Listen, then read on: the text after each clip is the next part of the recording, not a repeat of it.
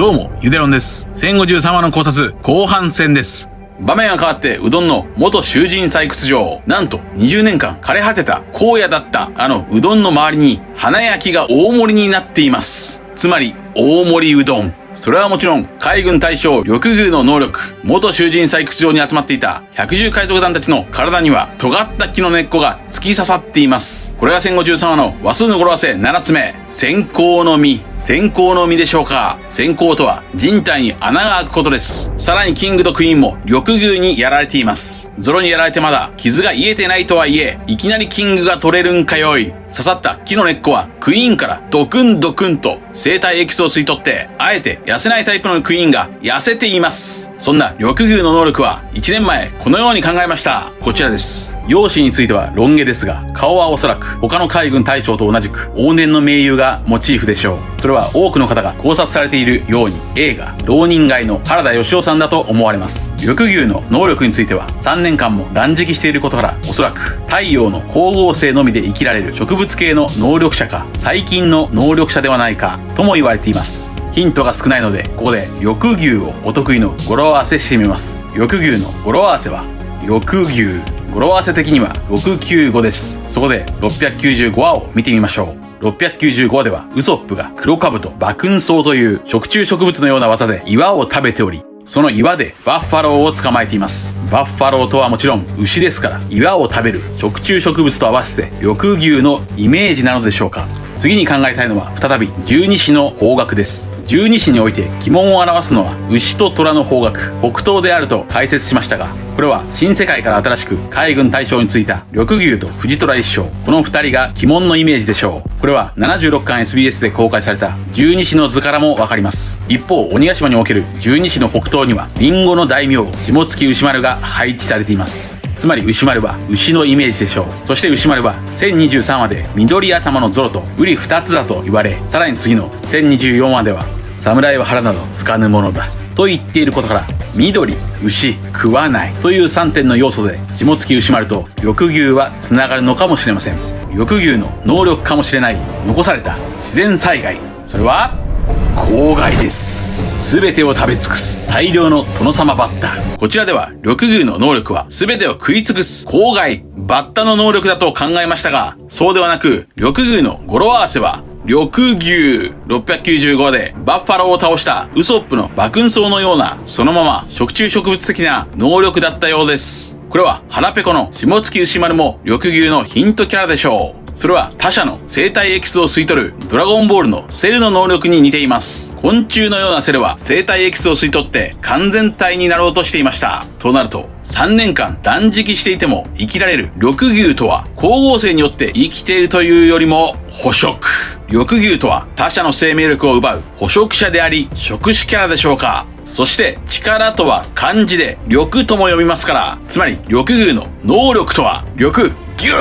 ーンギューンと力を吸い取る緑牛でしょう。これが1053話の話数の語呂合わせ8つ目。入れ込み。入れ込みでしょう。こちらの語呂合わせは先週、緑宮が和の国の祭りの中に紛れ込む意味だろうと考えましたが、なんと緑宮の能力の語呂合わせでした。キングやクイーンの生体エキスをドクンドクンと自分の体に入れ込む緑牛。これはかなりえげつない能力です。そして緑牛の名前は荒牧。それはやはり映画浪人街で原田芳雄さんが演じた主人公荒牧源内がモデルでしょう。しかし見た目はおそらく映画我に打つ用意ありの原田芳雄さんのビジュアルのようです。この映画の主題歌は新宿真珠であり、緑牛の体には品川真珠と書かれています。この品川真珠というタトゥーはさらに落語の品川真珠にもかかっていそうです。そんな緑牛は杯をしたいルフィを狙っているようです。黒ひげが能力を無効化できるなら、緑牛は能力を吸い取れるという、どちらもこの先ルフィには厄介な相手が揃っています。また緑牛は藤虎と共に革命軍サボと戦ったといいます。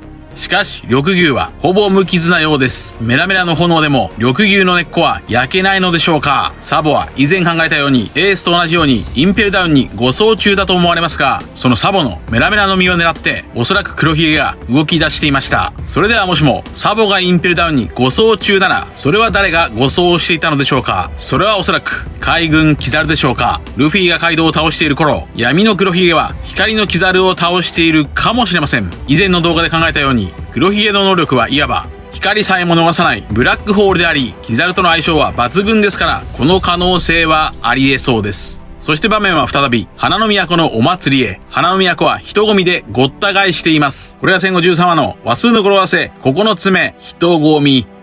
でしょう。ここでルフィは桃之助にヒーローになりたくないから自分の名前を告げるなと言い、ここではルフィは宴会隊長になっています。この話は魚人島でもありましたから、ここでも魚人島先取り説が成立しています。そして祭りの櫓に登ったルフィめがけてキッドが走っていますが、このキッドを抱え込んで祝いの乾杯。和の国の夜に大きな花火が打ち上がりました。これが戦後13話の話数の語呂合わせ10個目、祝海でしょう。ルフィ自身で自分たちの勝利をお祝いしました。そしてこの戦後13話の花火については先週このように考えました。こちらです。ルフィは977話で和の国の戦いに勝ったら今までで一番でっけえ宴をやろうと言っています。それは和の国中を巻き込んだ巨大なお祭りでしょう。そのお祭りとはズバリ花火大会。玉や鍵や戦後13話のおそらく153話とつながるでしょう。153話のタイトルはヒルルクの桜。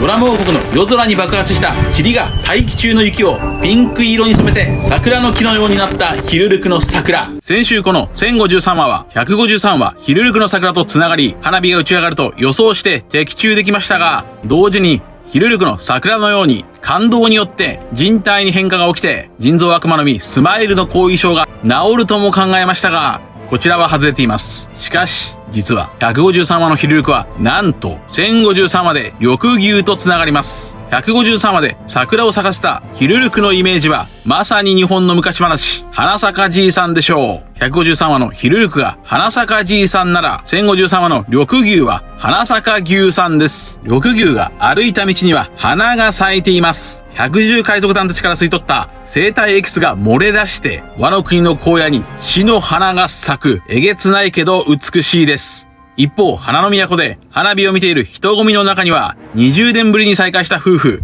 おそらく金右衛門と鶴が肩を寄せ合っています。さらに先週キッドやローに慣れ合うなと言われたキラーやベボも祭りを楽しんでいます。しかしキッドは怒っているようで、どうやらキッドはルフィを消しに来たと言います。なぜならルフィはなんと4校。これを知ったルフィはギアフィフスでもないのにメガコミカルに飛び出ます。それもそのはず、自分が4校になった上になんとバギーもたちまち4校に。いやさ、勢い余って海賊王。53話の扉絵ではルフィの絵を見たバギーの目が飛び出しており、1053話では逆にバギーを見たルフィの目が飛び出しています。これもまさに1053話の語呂合わせ全コミ像です。新しい4校はシャンクス、バギー、黒ひげルフィ。この並びは25巻の表紙そのものです。25巻の4人が4校になるという考察はもう長年言われてきましたが、なんと意図的なのかワンピース25周年に合わせて達成。25巻の表紙については2年前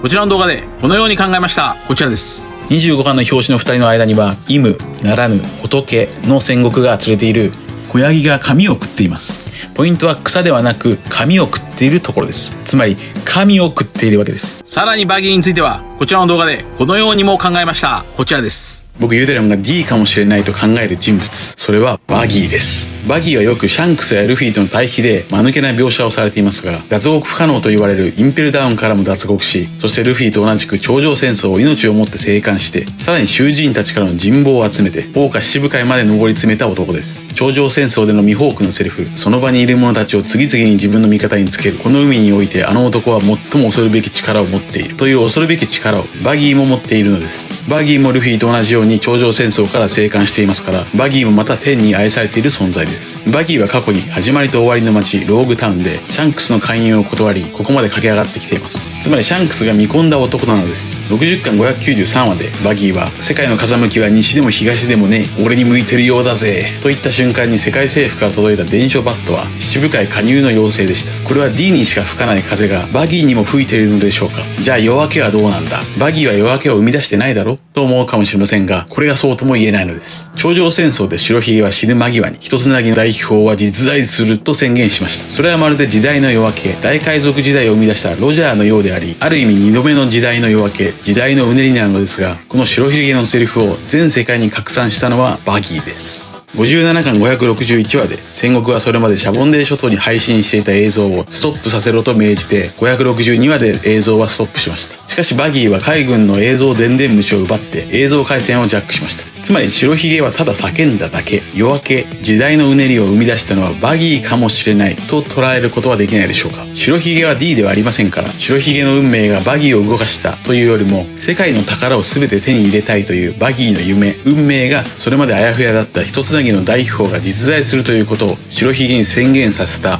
と捉えることができるかもしれません。その後バギーは七部会占領道家のバギーとなった後、ルフィをしのぐ圧倒的な人望でバギーズデリバリーという海賊派遣会社を作り暗躍していました。とにかくバギーが D というのは受け入れがたいかもしれませんが、これまでの流れがバギーは D だと示しているのです。道家のバギーのモチーフは道化師、つまりピエロなのですが、トランプのジョーカーもピエロであり、ワンピースでジョーカーと呼ばれたドフラミンゴは元天竜人だったという重要な秘密を持っていましたし、道化師は西洋の演劇ではもちろん歌舞伎や神話でもトリックスターとして重要な役割を担っている場合が多いのです。バギーとはまさに物語のトリックスター。この時のコメント欄でも、道家のバギーとは D 家のバギーなどと言われていました。バギーが4校になるという示唆は25巻の表紙だけではありません。862話の扉ではシャンクスとバギーが花札をしていますが、この時の花札の役が4校という役であると神木さんが87巻 SBS に投稿していました。そんなバギーは956話で海軍から逃げようとしていましたが、何か奇跡が起きたのでしょうか。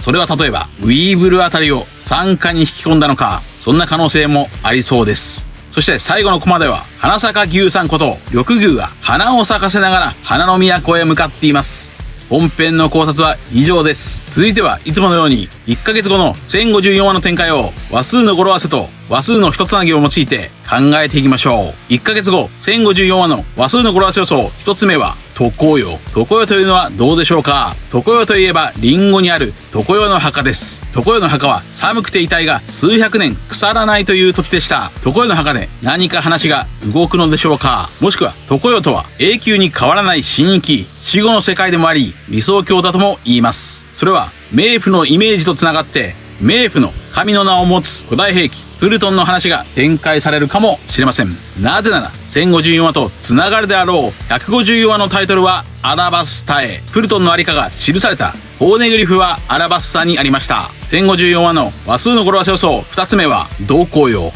どこよというのはどうでしょうか。古代兵器プルトンはワノ国のどこにあるのか、ロビンがすき焼きに尋ねそうです。1054話の話数の語呂合わせ予想3つ目は一人牛。一人牛というのはどうでしょうか。語は中国語でウーなのでウです。そのまんま一人でワノ国にやってきた緑牛穴巻の話でしょうか。1054話の話数の語呂合わせ予想4つ目は伝言よ。